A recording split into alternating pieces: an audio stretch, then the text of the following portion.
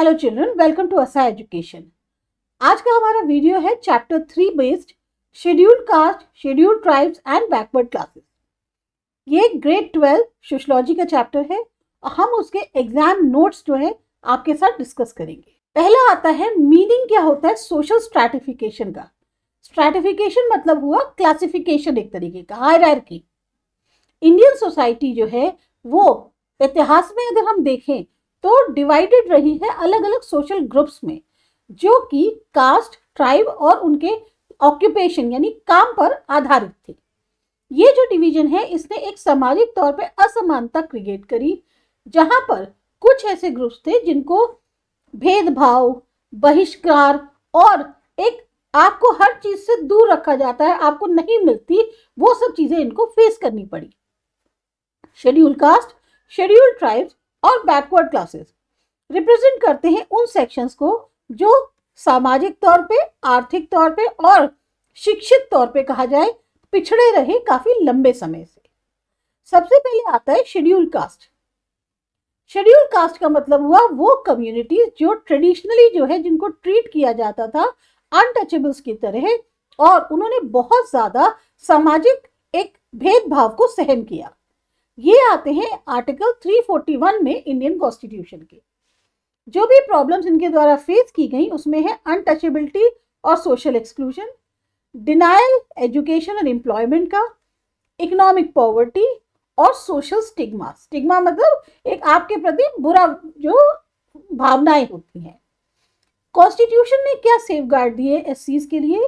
पहला, अनटचेबिलिटी को खत्म किया आर्टिकल 17, रिजर्वेशन दिया एजुकेशन और एम्प्लॉयमेंट में, प्रोटेक्ट किया under prevention of atrocities act के अंतर्गत, और पॉलिटिकली इनको रिप्रेजेंट करवाया।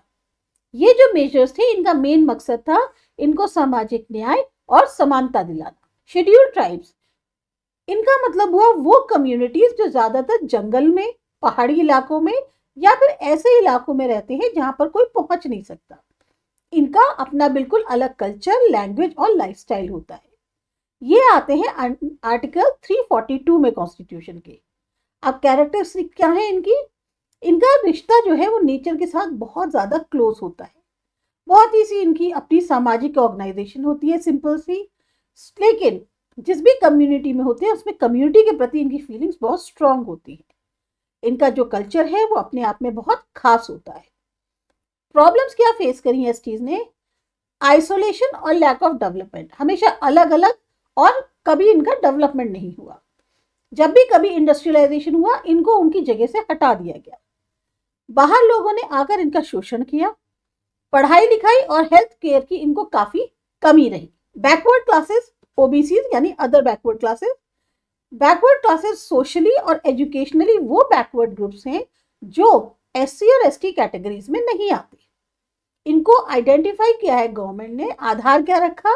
सामाजिक तौर पर पिछड़े हुए, शिक्षण के तौर पे देखा जाए तो भी पिछड़े हुए, और इनकी जो आर्थिक कंडीशंस थी। फिर आया मंडल कमीशन। मंडल कमीशन आया 1980 में और उसने रिकमेंड किया कि 27% रिजर्वेशन होना चाहिए ओबीसीज के लिए गवर्नमेंट जॉब्स में। आइडेंटिफिकेशन बेस्ड होनी चाहिए सोशल और एजुकेशनल क्राइटेरिया। रिजर्वेशन पॉलिसी क्या थी? रिजर्वेशन जो है एक ऐसी पॉलिसी थी पॉजिटिव डिस्क्रिमिनेशन की, ताकि जो डिसएडवांटेज ग्रुप्स हैं उनका जो है एक तरह से उत्थान किया जा सके।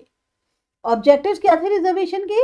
इनकी जो हिस्टोरिकल इनइक्वालिटी रही उसको कम करना, इनको भी बराबरी के मौके मिले उसको इंश्योर करना, सामाजिक न्याय इनको मिलता रहे उसको प्रमोट करना, और इनका भी जो है एक रिप्रेजेंटेशन हो उसको बढ़ावा देना। क्रिटिसिज्म क्या थे रिजर्वेशन के? इसका फायदा कुछ ही लोगों तक पहुंचा।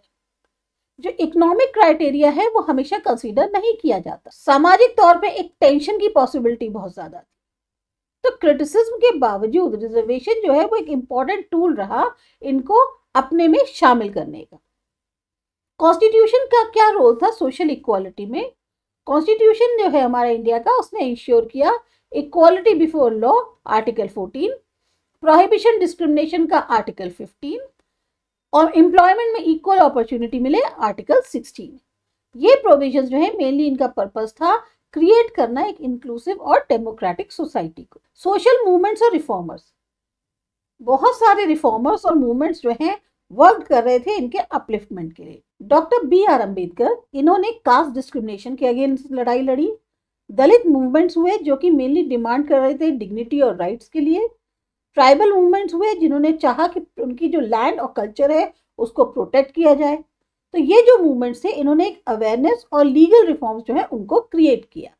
अब मॉडर्नाइजेशन और एजुकेशन का क्या असर रहा? जब एजुकेशन और मॉडर्नाइजेशन मिला तो उससे जो है अवेयरनेस बढ़ी कि अधिकार क्या होने चाहिए, ट्रेडिशनल डिस्क्रिमिनेशन कम हुआ, अपॉर्चुनिटीज के लिए जो पहुंच होनी चाहिए उसमें बेहतरी हुई, जबकि इनइक्वालिटीज आज भी एग्जिस्ट करती हैं, खासतौर से रूरल एरियाज में। चेंजिंग स्टेटस एससीज, एसटीज और ओबीसीज का पॉजिटिव चेंजेस देखा जाए तो बेटर एजुकेशनल एक्सेस है, पॉलिटिकली रिप्रेजेंट कर पा रहे हैं, लीगल प्रोटेक्शन मिल रहा है। लेकिन कुछ चैलेंजेस ऐसे हैं जो अभी भी हैं, जैसे सामाजिक तौर पे इनके साथ अभी भी भेदभाव होता है, आर्थिक तौर पे असमानता है और डेवलपमेंट हो रहा है पर थोड़ा अनइवन तरीके से। इसीलिए सोशल चेंज जो है वो ग्रेजुअल है और लगातार हो रहा है। इंपॉर्टेंस क्या होती है सोशल इंक्लूजन की? सोशल इंक्लूजन का मतलब हुआ आपका भी पार्टिसिपेशन सोसाइटी में बराबर का हो, डाइवर्सिटी होने के कारण भी आपको रिस्पेक्ट मिले, डिस्क्रिमिनेशन का खात्मा हो। इंक्लूसिव डेवलपमेंट मजबूत करता है डेमोक्रेसी को भी और नेशनल यूनिटी को भी। एक्स्ट्रा सोशियोलॉजिकल पॉइंट्स अगर देखे जाएं थोड़े से इस चैप्टर के, तो जो रिजर्वेशन है वो चैरिटी नहीं है, ये एक सही जस्टिस मेजर है, एक कदम है जिससे सबको न्याय मिले। कास्ट डिस्क्रिमिनेशन सोशल प्रॉब्लम है, इंडिविजुअल बिहेवियर नहीं। और डेवलपमेंट हमेशा इंक्लूसिव होना चाहिए, सेलेक्टिव नहीं, मतलब सबको साथ लेके सबका डेवलपमेंट हो, ना कि कुछ खास चुनिंदा लोगों का। तो ये आपके एग्जाम नोट्स थे चैप्टर 3 के। अगर अच्छे लगे, समझ में आए तो फिर फॉलो करिए नेक्स्ट चैप्टर, जिसमें अगेन हम मिलते हैं एग्जाम नोट्स के साथ।